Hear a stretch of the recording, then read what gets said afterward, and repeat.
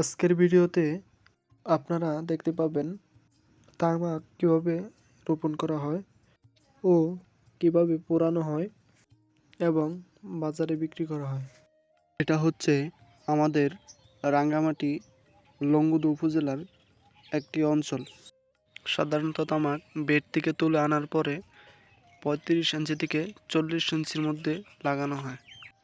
লাগানোর 11 থেকে 15 দিন পরে এভাবেই মেশিন দিয়ে আল মারা হয়।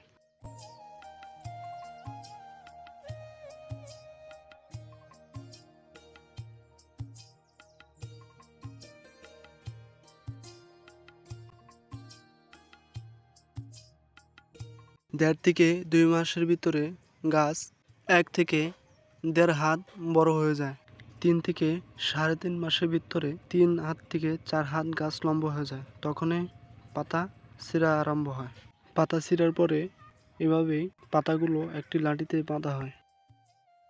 তারপরে এভাবেই 250 থেকে 300 স্টেক তামাক চুলায় ঢোকানো হয়।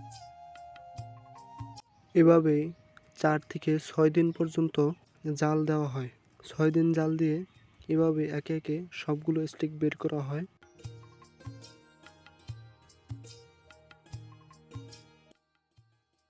এভাবেই 4 থেকে 5 দিন পর্যন্ত পাতায় কালার আসার জন্য জাগ দেওয়া হয়।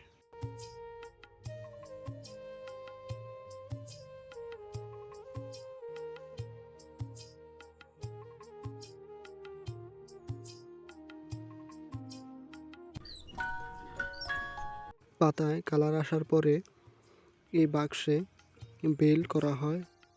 বেল করে সালার বস্তা দিয়ে বাঁধা হয়। আমাদের অঞ্চল থেকে, আমাদের লংগদু উপজেলা থেকে খাগড়াছড়ি দিঘিনালা উপজেলা নিয়ে যাওয়া হয়। এখানে নিয়ে কোম্পানির কাছে বিক্রি করা হয়। হ্যাঁ বন্ধুরা, আজকের ভিডিও এতটুকু পর্যন্তই।